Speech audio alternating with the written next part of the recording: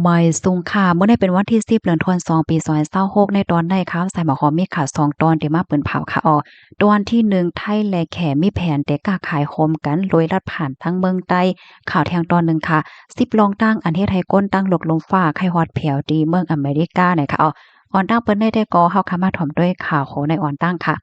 มื้อวันที่5และวันที่6เดือนธันวาคมที่2ปี2026ในภูมิพลพรของการหลงฝ่ายการฝึกซ้อม และล่วงเปิ้นตีใจตอนเก้งไฮเปิดตาอบโอ้ดังเกี่ยมพกกวนใจตอนเก้งไฮ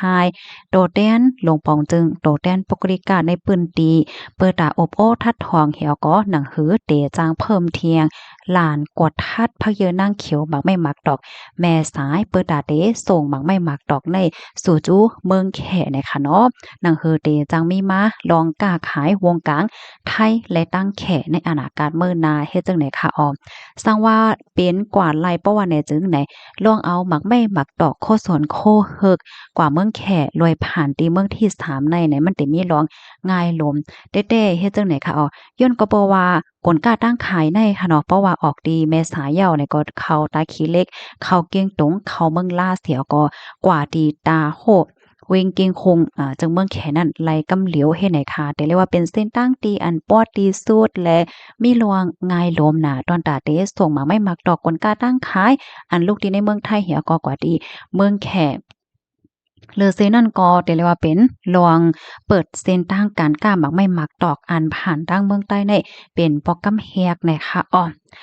ค่ะโลกในก็เรียกว่าเป็นโลกที่อันหลายปานหลายฝ่ายเขานั่นตึกอบโอ้กันอยู่เฮ็ดจังได๋คะนะลองเปิดเพิ่มเทียงหลานโกทัดกนกล้าตั้งขายโคสนโคเฮิกแม่สาย ในปอกำในเรียกว่าเป็นพักตูการก้าการขายอันลำลวงในตอนของเอากลก้าตั้งขายอันลงมาตรการผูกซ้อมและอาหารร่างกินไทยได้ส่งกว่าขายตีเมืองเขละลายปืนตีเนี่ยค่ะในก็เรียกว่าเป็นเส้นตั้งเลือกเที่ยงอันหนึงในตอนของการส่งออกปยก็มีโรงงานล้มหรือเส้นอันก็ซ้ำเตจางจอยเทียมไหลก้นผูกซ้อมค่ะเนาะบ่ให้เมหน้าว่าเฮาเฮ็ดจังไหนไหลเที่ยงเนี่ยค่ะสืบนั่นในย่ามไหว้วันที่6นั่นค่ะภูมิพลพรเขาไหนก็ไล่ออกข้าวตั้งกว่าโฮบอันเป็นผู้ใหญ่ก้นหลวงในห้องการฝ่ายการปกครองแลนำฝั่งตาคีเลขดีคงหรือเศร้าวันจีวันเฮ็ดจังไหนคะตั้งฝ่ายภูมิพลพรตีตาคีเลขได้ก็ได้เอาลองอันที่ไลโอบโอ้กันตั้งหมดในส่งกว่าปานเหนือ10กว่าวันไหนค่ะข้อมูลตอนในคาเลยปีมาที่ห้องการข่าวแม่สายแพรสออกไว้นะคะพี่น้องค่ะถอมข่าวโหนายาวหันเทิงจึงคือพวกในคณะอันได้ก็เตเลยว่าเป็นข่าวเงาตีอันหลีเข้าใจค่ะเนาะหรือปักตาไปด้วยให้ไหนค่ะเกี่ยวเลยลองการกล้าการขายในพอมาด้วยในตอนของก้นวานได้ก็มันก็ลำลองค่ะเนาะมันจังหนังก้นวานมาเจอในเปิ้นผกผักเยอนั่งเขียวหมอกมาคาโคหมักไม่หมักดอกว่าไหนเพราะว่ามีโลกาทับซื้อว่าสั่งว่าเฮ็ดจังไหนก็มันก็ซักษามันก็ลีน่ะนั่นน่ะเนาะตอนตาบ่ให้แม่นาเฮ็ดจังไหนคะนี่ก้อยกาอันที่เปิ้นโอโปกันในปอกกำในแต่ก็ในตอนตาพี่น้องเฮาค่ะอันอยู่ตั้งฝั่งเมืองใต้ค่ะโลซ้ำจ่องเตจังและมีตื้อตั้งว่าสั่งว่าในนั้นแต่ก็เฮาคักกันในก็สึกไปด้วยกว่าแทงเฮ็ดจังไหนเนาะ ลูกดีข่าวเงาโหนในเฮแลกำในเตย้อนอ่อนเอาพี่น้องค่ะมาถอมมันเลยเพี้ยนด้วยค่ะเนาะหลายๆก็ได้มีความถามค่ะนะว่าเอ๊ะย้อนเปิดสังแลไล่หันไล่งิ้นหลายๆก็ค่ะเนาะในโลกลมฟ้าลงในไผๆก็ไข้ฮอดเพียวไข้กว่าถึงด้วยดีเมืองอเมริกาว่าสังว่าเจ้าไหนเฮ็ดจังไหนนั้นขนาดเนาะจังหนังที่เฮาค่ะฮู้กันค่ะเมืองอเมริกาอันว่าในก็เป็นเมืองมหาอำนาจโลกลมฟ้าในปานยามเหลียวในเฮ็ดจังไหนในมาเจอก็ ใครกว่าแลกว่าลาวด้วยใครกว่าหันด้วยมาเจอก็ใครกว่าอยู่ว่าหังว่าเฮ็ดจังไดก็มีเนี่ยค่ะเมื่อว่าในก็แลหันแม่นผู้ฮู้เขาก็มาแชร์เนี่ยค่ะเนาะลองตามมันได้แต่ก็ข้อที่1เนี่ย จัดปานลีเนี่ยค่ะว่านะก็เพราะว่าตีเมืองในๆอำว่าได้เป็นลงปองจึงอำว่าได้เป็นเปิงปรสีกว่าสำแสนเปิงค่ะเนาะเปิ้นก็มีไว้ปักเปิงอย่าไปว่าโกนค่ะล่ะนะตอนนั้นกันตอๆลาโตซาดว่าเฮาว่าได้โอ้มีจัดปานลีนะคะนะน้องหมาน้องหมาเขาเนี่ยนะเพราะว่าเฮิรนหลังไหลเสียมว่าเนี่ยเปิ้นเลี้ยงไว้น้องหมาแหน1วง1ปอก5 2ปอก5แต่ละออนน้องหมาเนี่ยกว่าไปเล่น ในสวนอู้เยียนว่าไปเล่นจ้อมต้าว่าสร้างว่าเฮ็ดจังไหนนี่ปยกอตื้อป้าซอกดินสีจังเนี่ยนะเพราะว่าอ่อนกว่าแอวแนมลายว่ามันได้เตื้อเคิกมาอยู่หลีติเฮ็ดให้นอกหมาเนี่ยเกี่ยวซื้อเนี่ยค่ะว่าก็นั้นแลก้นเลี้ยงหมาเนี่ยได้เลยลุ่มล่าน้องหมาหลีๆอยากเอาน้องหมาแอวแลพองเฮ็ดจังไหนนี่นะอยากเอาน้องแมวเขาจังไหนก็โอ้ยเปิ้นลุ่มล่าลีน่ะค่ะกูก็ มันมีปักเปิงเปิ้นฮ้อว่าจังหะมัน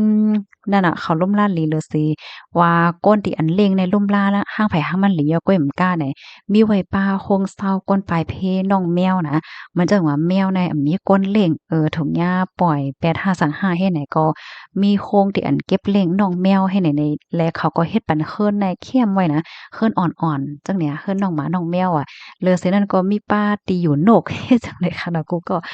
อันในตอนหนึงเนาะ กำในมาด้วยแทงข้อที่2เนี่ยก็สภาวะสิ่งแวดล้อมหลีค่ะเนาะเมืองในมันฟิงฟ้าในจึงปังไสสิ่งแวดล้อมในหลีแต้ๆประวัติห้วยใจเนี่ยก็ลมกัดลมเย็นลมอันเจ็ดลมหลีจังแหนเนาะข้อที่3ก็เป็นตัวของตัวเจ้าเก่าเนี่ยค่ะตีเมืองในว่าเดนงเซอโคอีสังค่ะเนาะย่อมสีโคนโหอีสังเฮ็ดทางห่ำเฮ็ดทางห้าเป็นก้นปีก้นหยอมก้นผ่านก้นมีว่าหางว่าเฮ็ดจังไดไผก็เลยสนใจไผเนี่ยค่ะเนาะไผก็ว่าหางไผนะว่าเดใจโฟนอีหังก็ยาวใจเสื้อผ้าเสื้อโคอีหังก็ยาวใจแอบเงินอีหังก็ยาไผก็สนใจไผเนี่ยค่ะเนาะใจภาวะจัดปานง่ายลีนาเนี่ยค่ะกำในข้อที่4ค่ะมีตื้อต่างในตอนของป้ายปิญญาป้ายปิญญาละลายตอนเนี่ยค่ะข้อที่5เนี่ยก็เปิ้นสุกยุงลองสุนโตกันเนี่ยค่ะเนาะเบิ่งได้เนี่ยเหมือนจังหนังถามว่าสู้ได้กี่เฮียงสังสิงเหินเงินเหลินรายกาหือมีแฟนนำมีก็ฮักอะว่าสังสิงหาเรื่องส่วนโตวกูสำแสนเปิงค่ะนะเปิ้นเตสุกยุงจอมไหนค่ะเนาะเปิ้นเด้นับย้ำเปิ้นที่ส่วนตัวของกันแต่ว่าจังไหนค่ะเพราะว่าผู้ใดไผเสมว่าถามเรื่องส่วนตัวเนี่ยเปิ้นก็ได้สอนว่าก้นก็ได้มีลองแง่ๆเนี่ยมันเตแปลกๆเปิงๆไว้จังไหนค่ะเนี่ยอายุอาสาว่าเงินเลินว่าจังนี้อะเนาะกำในข้อที่6ซ้ำในลองด้วยลอมหลีค่ะนะลงปองจึงในก็มีลองด้วยหลอมปันบักเปิงหมายมีดีเกียนแข็งค่ะเนาะเพราะว่าเฮ็ดผิดแต่ก็ย่าแต่จังเนี้ยเนาะป้อมเฮ็ดผิดก็มันก็มีปักเปิงด้วยปันปักเบิงแก่นแข็งแต่เลยว่าจังเนี้ยเนาะข้อที่7ซ้ำไหนมีลองด้วยถึงก้นเบิ่งหลีว่าได้เป็นลองอยู่ลองกินลองตั้งกินตั้งย่ำแหละจังเนี้ยนะ ก็ถามว่าตีเมืองอเมริกาในจ่องมันมีคนกล้าตั้งขายลูกตีเมืองแขมาห้าในเนาะพี่น้องค่ะบางเจอก็ได้มีความถามยก็วนอยู่ว่าจ่องมีเนี่ยค่ะเนาะขอตอบได้ก็ว่ามีเนี่ยนะบางปื้นตีแน่เฮาค่ะได้แก้ๆเลยยินว่าเพราะว่าเป็นโคของที่อันลงมาตีเมืองแขแน่เป็นในเนี่ยมันก็ได้ว่าจังแหนมใจอะก้อยก็ว่าอันเขามาตีเมืองอเมริกาในค่ะนะแต่เลยเป็นโคกุ่นที่เป็นเซียนหลีที่มันผ่านที่เรียนลิ้นแน่เปิ้นได้มีเครื่องทัดได้มีภูมิพลพรเขาทัดจังไหนค่ะเพราะว่ากลกาตั้งขายอีหังก็ย่าว่ามันเป็นจ้อมหนังเปิงที่อันเปิ้นตำวางไว้ในตื้นว่าจางข่าวเมืองกำเหลียวจังไหนค่ะนะกลกาตั้งขายเมืองเฮาคาโลได้ กันต่อๆนะคะอันแรกบ่หันกะหือเฮ็ดจังได๋ค่ะเนาะกลค่าตั้งขายกว่า300,000เปิงค่ะเนาะแต่ไลผ่านที่อันเปิ้นทัดด้วยเสกวนให้ไหนแลค่ะได้แลตั้งกินตั้งยามบางเสี้ยนมาเสี้ยนในขณะมันไว้เลยขึงย้อนก็เปิดหังในเปิ้นอำปันใส่ยาอันเฮกังลองตู่ลองเหม็นจังแหน่เนาะเพราะว่าใส่ยาเฮกังอันตีว่าปันให้มันตุ่มมันเหม็นให้มันไว้เลยขึงๆเนี่ยมันก็ทำเตเตอร์ป้าอยู่หลีให้ไหนเนี่ยเขาได้ต้วยปันป้าลองตั้งกิน หลวงกูเมียวๆยาค่ะกำนันเพราะว่าก็ซื้อกินตั้งกินหังจังไหนก็มันก็บ่แลสติกะหือตาแต่ญาอันตุอันปอมาอันหลีแลจังไหนก็มันบ่มีให้ไหนค่ะกำในมาแทงข้อที่8ค่ะเนาะอยู่ง่ายกินง่ายใจภาวะจัดปานโยโย่ก้อยเนี่ยค่ะเนาะเหมือนหนังว่านุงเซอโคสีลีสีหลำตั้งวันไผก็ว่าหังค่ะเนาะนุงสีขาว1วงเนี่ยมีโค3ผืนหลายกว่าหลายมานุงให้ไหนเปิ้นก็ว่าหังเปิ้นจิกคิกจ๊อกคอกเฮ็ดจังเนี่ยเนาะอยู่ง่ายกินง่ายจังแนวข้อที่เก้าเนี่ยก็มีตื้อต่างภายหลายคัดใจก็มีตื้อต่างขึ้นใหญ่หลายนั่นน่ะเนาะอันเขาคาดได้หันเลยว่าเปิ้นเต็มบ่มีรองแจกแผเนาะว่าสู่ได้เป็นก้นคือนั่นเป็นก้นอันนั้นอันในเฮ็ดจังได๋น่ะภายหลายคัดใจก็มันก็มีตื้อต่างเฮ็ดไหนคะเนี่ยนะอ้อ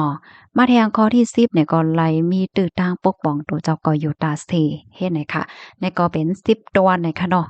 เอามาอวบลาดไข่ในปันพี่น้องเฮาเนี่ยค่ะนะ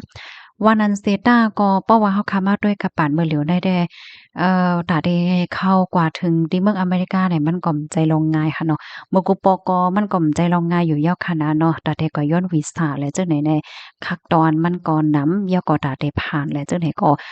ง่ายค่ะนะเมื่อเหลียวได้ก็ยิงแค่หน้ายาวได้ค่ะเลอเซนั่นก็ปานเมื่อเหลียวได้เปิ้นก็มีลองแข็งๆทัดมาค่ะเนาะจังหนังที่เฮาคาหันที่ในข่าวนั้นยาวหน่อยค่ะ เพราะว่ามีวัดไว้ วัดไว้มันเต็มโทนแหละจังไหนก็ทบดั้งอย่าเผิดไว้ค่ะอ้อเมื่อเหลียวได้นะมันก็ในการงานก็มันจังเฮ็ดให้เนี่ยกว่าไรก็บ่มีรองห่มโลมให้ในตอนตาก้นที่วัดไว้มันเต็มโทนว่าหาว่าเฮ็ดจังได๋เพราะว่าแต่ก่อเหตุการณ์หาการเนี่ยก็บ่เร่งนายจ้างเปิ้นก็ซ้ำโกเฮ็ดเนี่ยเพราะว่ารับคนมีวัดไว้เฮ็ดแล้วจังได๋ก็สั่งถูกคำจังยาวดังพิษเฮ็ดในนะเงาลายมื้อเหลียวได้ก็เป็นจังนั้นยาวในค่ะพี่น้องเฮาค่ะ อ๋อค่ะรับถอนยาวหันถึงจึงหือค่ะเนาะใครเป็นทหารถึงไรเพิ่มเติมข้อมูลจึงหือก็เพิ่มเติมมาแล้วอยู่ค่ะหมายสงค่ะ